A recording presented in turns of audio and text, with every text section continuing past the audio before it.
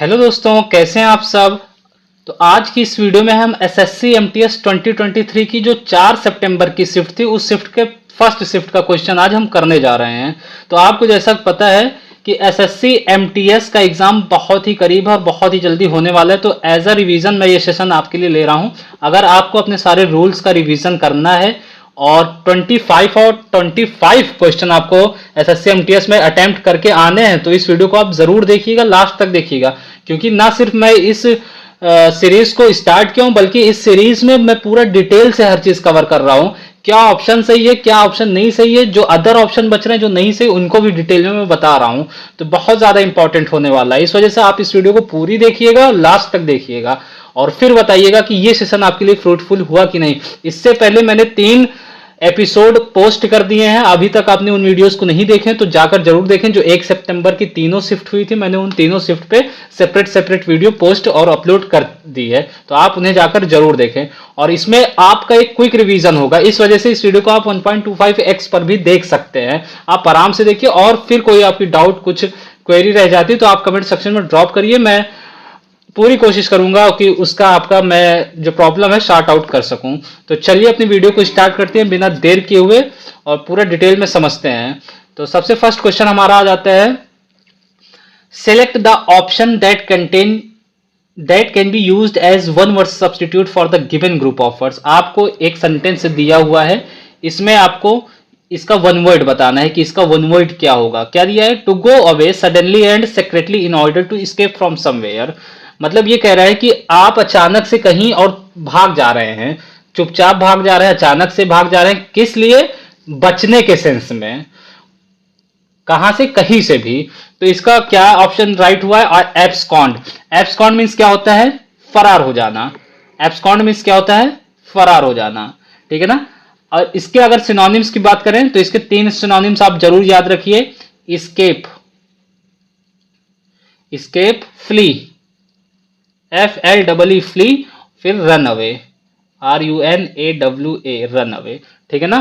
इसको जरूर याद रखिएगा। वैनिश, वैनिश भी होता है गायब हो जाना, बट यहां से इस सेंस में वैनिश नहीं यूज करेंगे। वैनिश का मतलब होता है डिसअपियर या इवापोरेट, मतलब अचानक में से गायब हो जाना। मतलब जैसे कोई अवतार लिया हो, अवतरित है, वो इधर उधर गायब हो जा रहा है, जादूगर है, तो उसके सेंस में ये वेनिस का यूज करेंगे। एग्जावेट, एग्जावेट का मतलब क्या होता है, एग्जावेट मतलब होता है खोदना, किसी चीज की खुदाई करना, जिसे कहेंगे आप डिग। ये भी एग्जाम में पूछा जा चुका है। अनअर्थ, अनअर्थ, इसको ध्यान में रखिएगा आप, ये सिनोनिम बहुत इंपॉर्टेंट है। नेक्स्ट ऑप्शन जो दिया हुआ है वह है एक्स्ट्राडाइट। एक्स्ट्राडाइट मीन्स होता है प्रत्यर्पण करना। एक्स्ट्राडाइट मीन्स होता है प्रत्यर्पण करना। इसको अगर 2 सिनोनिम्स में पूछूं तो इसका 2 सिनोनिम्स हो जाएगा, डिपोर्ट और hand over. Deport, hand over, ठीक है, ये 2 सिनोनिम्स हो जाएंगे। आई होप आपको ये क्लियर हुआ होगा। तो अगर ये बचने के सेंस में आपसे पूछ रहा है कि बचने के सेंस में भाग जा रहा है वो किसी चीज से, तो उसके लिए आप एब्सकॉन्ड का ही यूज करेंगे, ठीक है ना। तो यहां एब्सकॉन्ड ऑप्शन करेक्ट हो जाएगा। चलिए नेक्स्ट क्वेश्चन है हमारा, इसमें बताना है, ईडीएम बताना है। आपको एक सेंटेंस दिया हुआ है और उसका अंडरलाइन करके दिया हुआ है, इसका ईडीएम आपको बताना है। By leaps and bounds. अगर आपको ऐसे कोई सिंपल सा ईडीएम दिख जा रहा है तो सेंटेंस पढ़ने की जरूरत ही नहीं है। और अगर ईडीएम की मीनिंग यहां नहीं समझ में आ रही तब आप सेंटेंस पढ़िए, फिर आपको समझ में आएगा। जैसे बाय लीप्स एंड बाउंड्स, इसका मतलब तो रैपिडली होता है। बट अगर at the time of examination आप क्वेश्चन अटेम्प्ट कर रहे हैं और आपको ये चीज नहीं समझ में आ रही है कि इसका राइट ऑप्शन क्या होगा, फिर आप सेंटेंस पढ़िए। सेंटेंस में क्या कह रहा है, my friends business has grown, मतलब किसी दोस्त की बात की जा रही है जिसका बिजनेस बहुत ज्यादा तेजी से बढ़ा हुआ है, ग्रोन की बात कर रहा है। ग्रो, ग्रीव, ग्रोन, इसकी 3 फॉर्म याद रखिएगा, ये इसकी V3 फॉर्म है। Grow, grow, grew and grown, ये इसका करेक्ट हो जाएगा। तो बाय लीप्स एंड बाउंड्स, किसी चीज के बढ़ने की बात हो रही तो वो बहुत तेजी से ही तो बढ़ेगा, रैपिडली से ही तो बढ़ेगा। एमलेसली कोई सेंस से नहीं निकलता। परफेक्टली, क्या कोई बिजनेस बहुत ज्यादा परफेक्ट हो जाता है, परफेक्ट हो जाता है बढ़कर, नहीं। स्लोली तो इसका एंटोनिम हो जाएगा, तो ये कोई सेंस नहीं। करेक्ट ऑप्शन आपका हो जाएगा रैपिडली। आई होप आपको क्लियर हुआ होगा। चलिए नेक्स्ट क्वेश्चन की तरफ हम चलते हैं। इसमें नेक्स्ट क्वेश्चन कह रहा है कि select the most appropriate option that can substitute the underline segment in the given sentence. अब इसमें सब्स्टिट्यूशन आपको पूछ रहा है कि क्या आप सब्स्टिट्यूट कर सकते हैं, तो इसमें नो सब्स्टिट्यूशन का कोई ऑप्शन नहीं है, तो ये सबसे बेटर थिंग है। तो चलिए सेंटेंस पढ़ते हैं। Peer pressure is bound to effect most of us both positively and negatively. मैं ये कहूंगा कि आप इसके सेंस समझने की जरूरत ही नहीं है, आप इसकी हिंदी मीनिंग ट्रांसलेशन इसके पीछे मत जाइए, डायरेक्ट जो अंडरलाइन किया हुआ है इसको चेक करिए। To effect most of us. अब ये बताइए, जो टू है ये इन्फिनिटिव टू है, इसके आगे हम V1 का यूज करते हैं ना, V1 वर्ब की बेस फॉर्म का यूज करते हैं, बट ये इफेक्ट क्या सही है?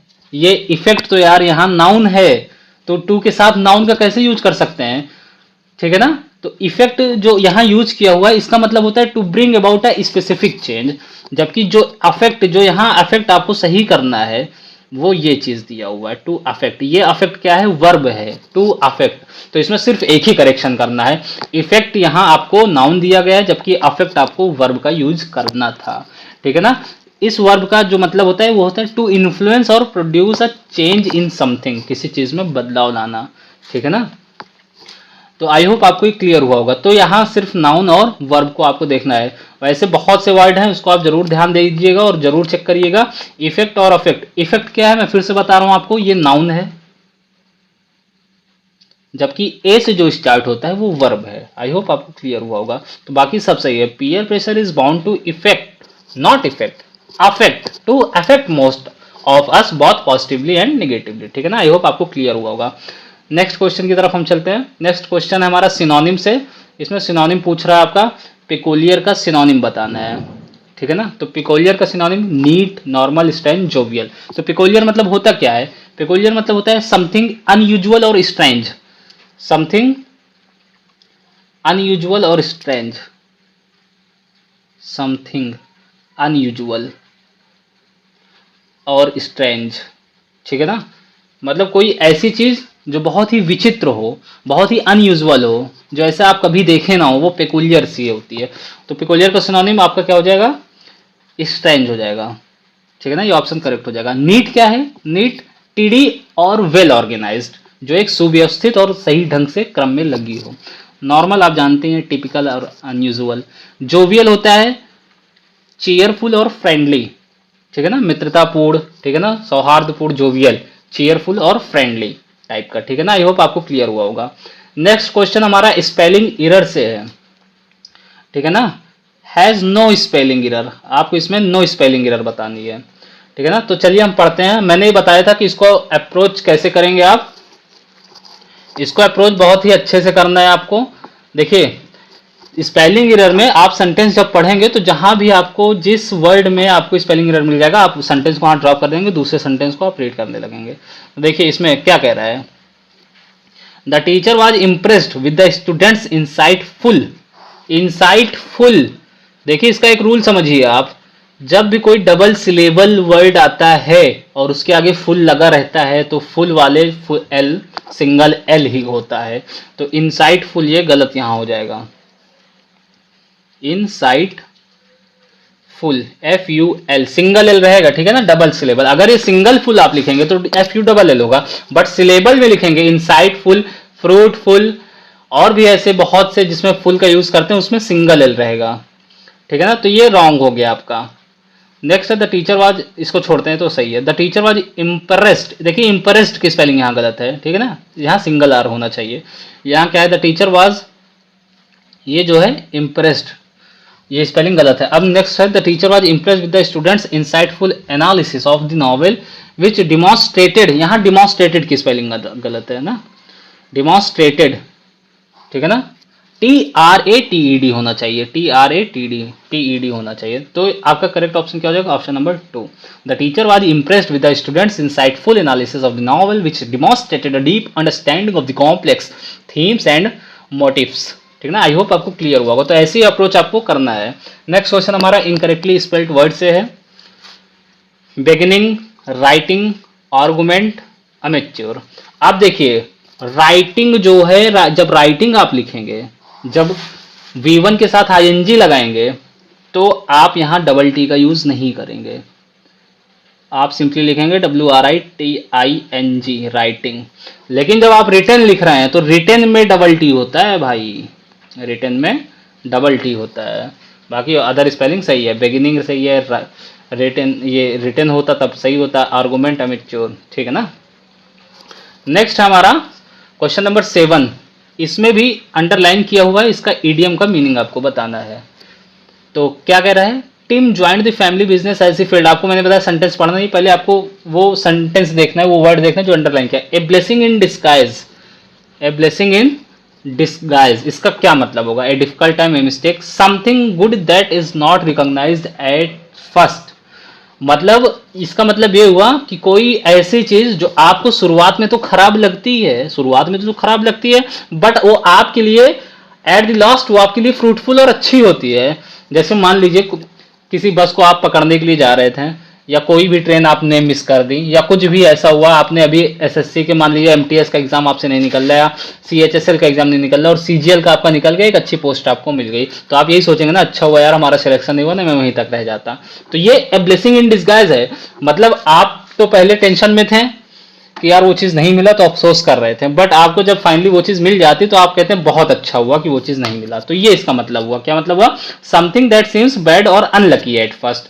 मतलब स्टार्टिंग में जो आपको अनलकी और बैड सी लगे, जैसे कहते हैं ना, दुख के भेष में सुख आया, but result in something good happening in later. ठीक है ना? आई होप आपको क्लियर हुआ होगा।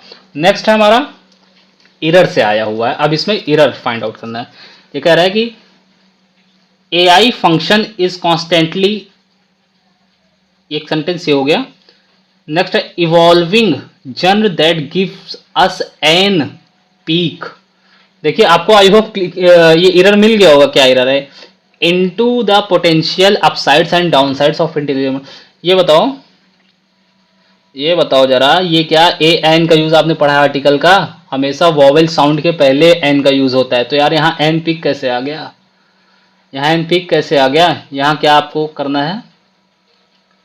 Evolving genre that gives us a peek, peek, a peek, a peek, आपको ये यूज करना है। ठीक है ना?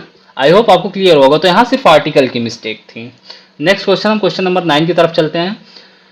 क्वेश्चन नंबर 9 में आपको एरर बताना है कि इसमें एरर पोर्शन क्या है। तो अब चलिए इसको बहुत अच्छे से समझते हैं। ये कंडीशनल सेंटेंस है और इससे लगभग 2 क्वेश्चन तो कंफर्म है आपके एग्जाम में, आपकी शिफ्ट में आने।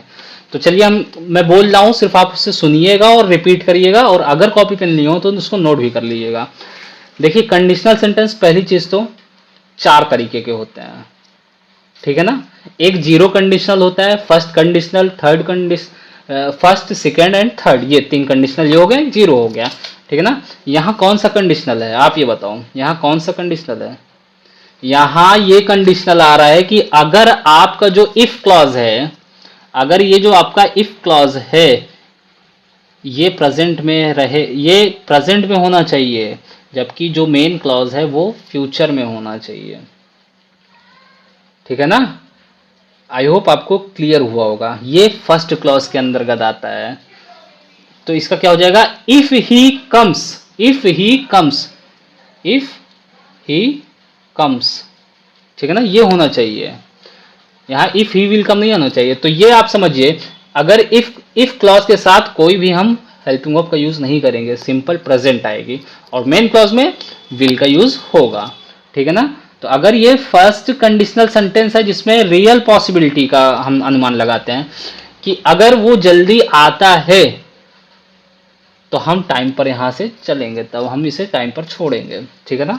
तो आई होप आपको ये क्लियर होगा। अब चलिए सेकंड कंडीशनल समझते हैं। सेकंड कंडीशनल में ऐसे समझिए, जो इफ क्लॉज रहेगा, जो इफ क्लॉज रहेगा उसके साथ हम पास्ट सिंपल का यूज करेंगे, पास्ट सिंपल का यूज करेंगे। ठीक है? और जो मेन क्लॉज रहेगा वो वुड प्लस बेस वर्ब। ठीक है ना? Would plus base verb. अब अगर इसका एग्जांपल ध्यान से सुनिएगा इसका। If I won the lottery, ये इफ क्लॉज है, तो इफ क्लॉज के मैंने बताया इफ के साथ पास्ट फॉर्म आप यूज करेंगे। If I won the lottery, फिर मैंने मेन क्लॉज में बताया वुड का यूज करेंगे प्लस बेस फॉर्म का यूज करेंगे। तो आई वुड ट्रेवल द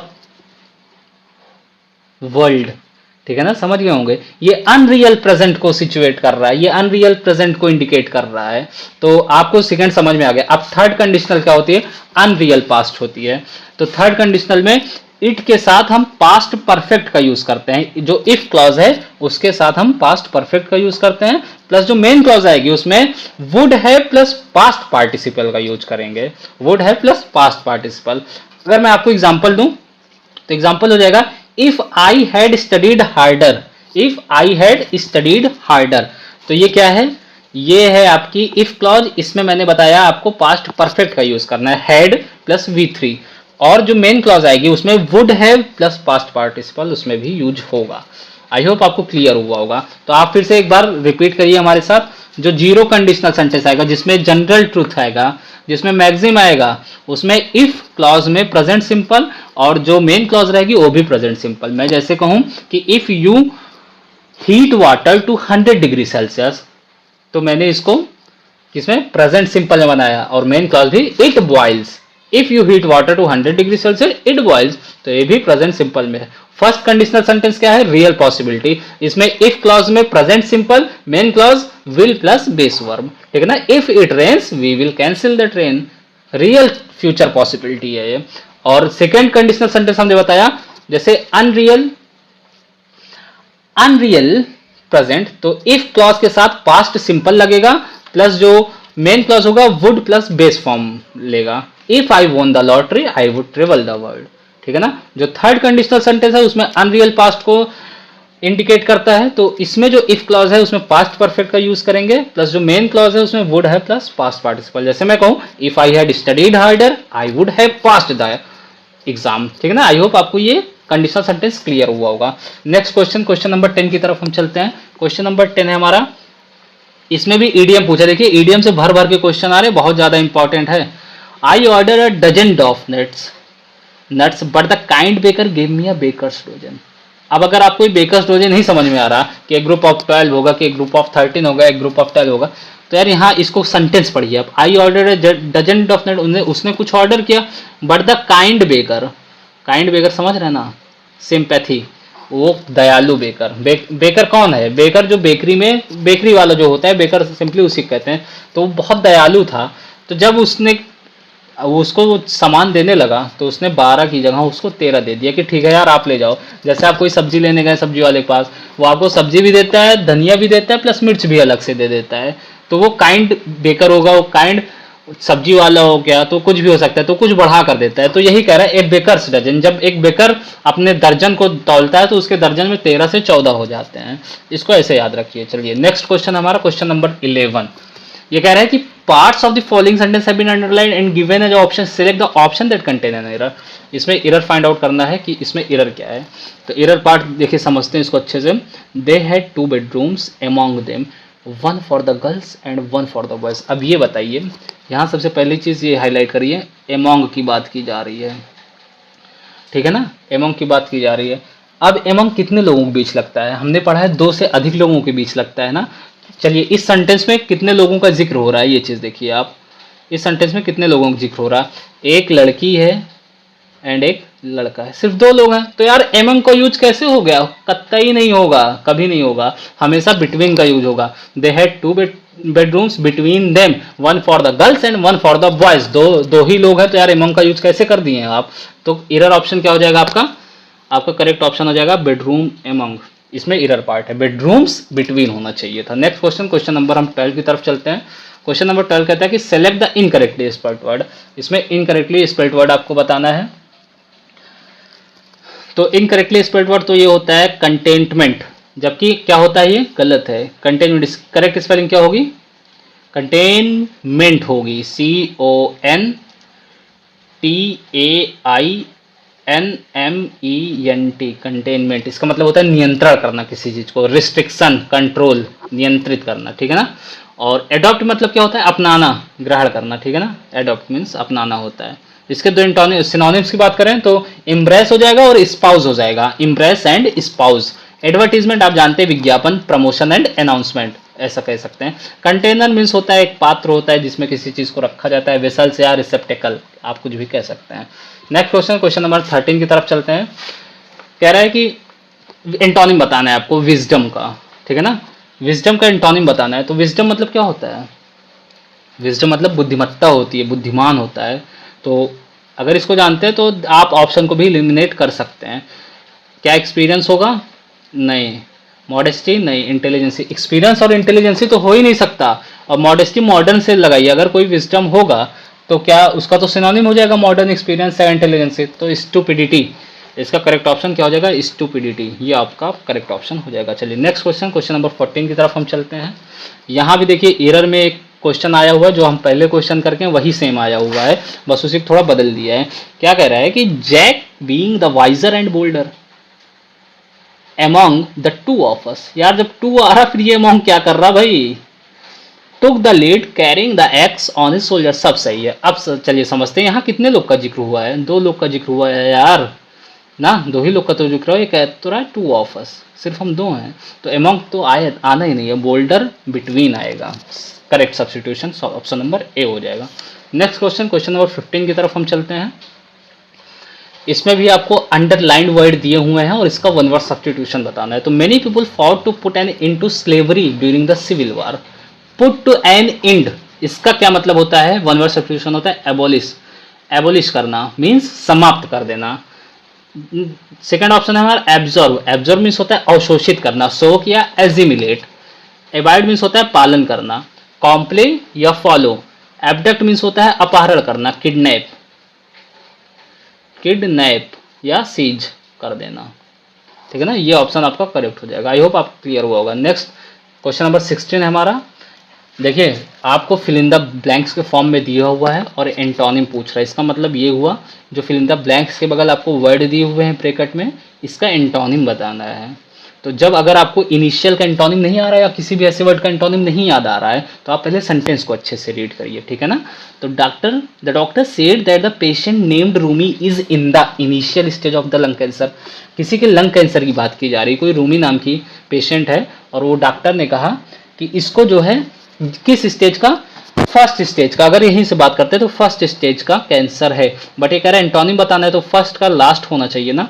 तो इनर मोस्ट, इनर मोस्ट क्या है, जैसे इनर मोस्ट मतलब 5-6 लेयर है, उसके सबसे अंदर की जो लेयर है उसे इनर मोस्ट कहेंगे। आउटर मोस्ट जो 5-6 लेयर है उसी सबसे बाहर की लेयर को आउटर मोस्ट कहेंगे। अर्ली जल्दी हो जाएगा तो इनिशियल इसका तो सिनोनिम हो सकता है, बट टर्मिनल मतलब होता है लास्ट स्टेज, ठीक है ना। तो इनिशियल का अपोजिट क्या हो जाएगा, टर्मिनल। आई होप आपको क्लियर हुआ होगा। नेक्स्ट क्वेश्चन, क्वेश्चन नंबर 17 है हमारा। He generally avoids arguments as he is.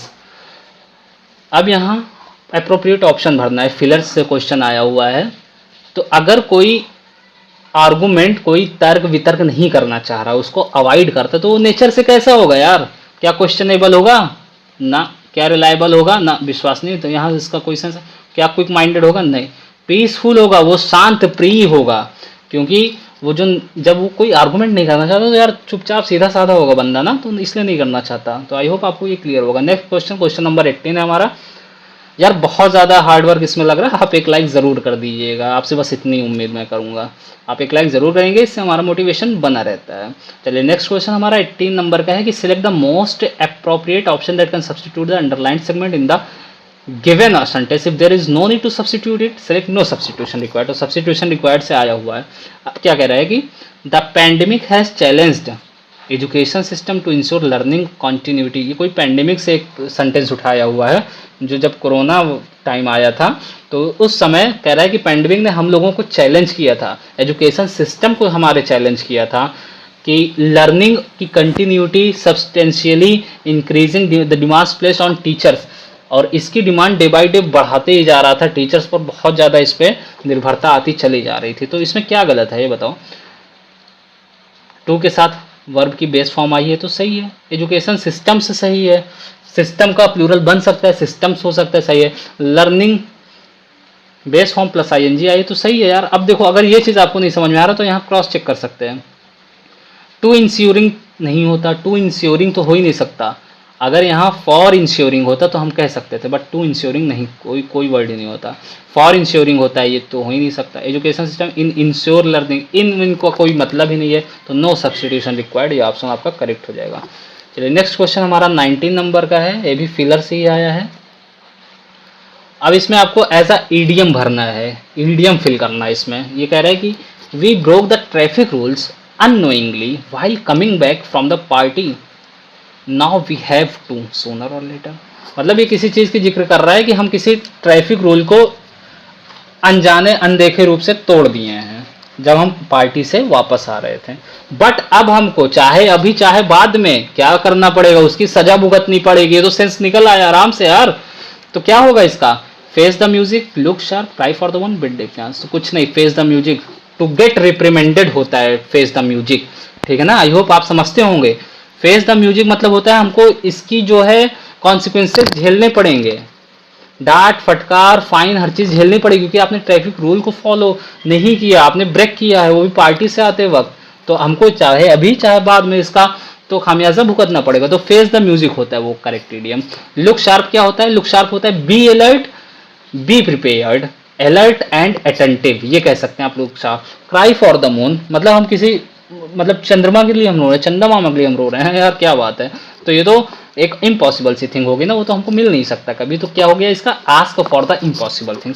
Bit defiance तो इसमें डिसओबे का सेंस आता है, जैसे ओपनली चैलेंज या रेसिस्ट कर देना किसी चीज को, ठीक है ना। आई होप आपको ये क्लियर हुआ होगा। चलिए नेक्स्ट क्वेश्चन की तरफ हम, क्वेश्चन नंबर 20 है हमारा, ये भी इरर से ही है, इसमें इरर आइडेंटिफाई करना है, तो इसको ध्यान से समझिएगा। अब ये कह रहा है guard over making mistakes by carefully checking the assigned task. तो इरर तो आप यहाँ जान रहे हैं कि इसमें गार्ड ओवर में है, पर अब ये मिस्टेक क्या है, इसमें जो मिस्टेक हो रही है कोई फिजिकल थिंग तो है नहीं कि हम उसको पकड़कर सही करेंगे या उसको पकड़कर चार चार दीवारी में रखेंगे, कई गार्ड लगाएंगे। तो गार्ड ओवर क्या होता है, गार्ड ओवर जो इंडिकेट करता है वो है physically watching over something, not preventing an action like making mistakes. हम किसी एक्शन को रोकना है, ना कि उस एक्शन के पीछे 10 गार्ड लगाने हैं, तो गार्ड ओवर होगा ही नहीं, ठीक है ना। ये बिल्कुल गलत है। क्या हो जाएगा इसमें, इसका आंसर आप कमेंट सेक्शन में देंगे और मैं देखूंगा कि यहां तक कितने लोगों ने इस लेक्चर को अटेंड किया। तो अगर यहाँ गार्ड ओवर नहीं होगा तो क्या होगा, इसका आप कमेंट सेक्शन में आंसर जरूर दें। चलिए पहली बार मैं होमवर्क दे रहा हूं आपको, ठीक है ना। तो इसका आप कमेंट सेक्शन में जरूर कमेंट करिए, गार्ड ओवर नहीं होगा तो क्या होगा। तो मैंने समझा दिया ना, जो गार्ड ओवर होता है फिजिकली वॉचिंग के लिए आता है, जबकि जो अदर यूज करेंगे वो फिजिकली वॉचिंग के लिए नहीं है, कि मोशंस है एक प्रिवेंट करना होता है, उस चीज को हम रोक सकते हैं। तो ठीक है ना। नेक्स्ट अब हमारा क्लोज टेस्ट आ जाता है। चलिए क्लोज टेस्ट समझते हैं कि पैसेज दिया हुआ है। सबसे पहले आप ऑप्शन देखिए इसका, द, दैट, ए, एन। तो आपको लग गया होगा इसमें आर्टिकल यूज करना है। तो आप पढ़ने से पहले आप समझ सकते हैं, इसमें जो यूनिवर्सिटी लिखा है तो कई लोग तो एन का यूज कर देंगे, ये तो ऑटोमेटिक गलत हो जाएगा। यूनिवर्सिटी के साथ एन का यूज नहीं करते हैं। देखिए जब इसका प्रोनाउंसिएशन आप कर रहे हैं तो यूनिवर्सिटी या से प्रोनाउंसिएट हो रहा, जबकि हमको वॉवेल साउंड चाहिए, ठीक है ना, वॉवेल साउंड चाहिए हमको।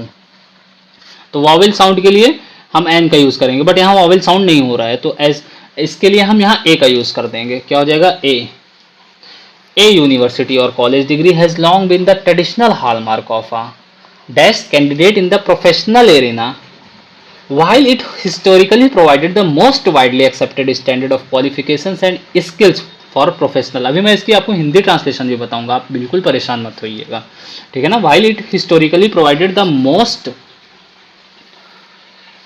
widely accepted standard of qualification and skill for professionals। अब ये कह रहा है कि विश्वविद्यालय या college, university or college degree लंबे समय से पेशेवर क्षेत्र में, ठीक है ना, traditionally hallmark of a candidate in the professional area, उम्मीदवार की पारंपरिक पहचान रही है, हिस्टोरिकल ये इसके प्रोफेशनल एरिया में, ठीक है ना।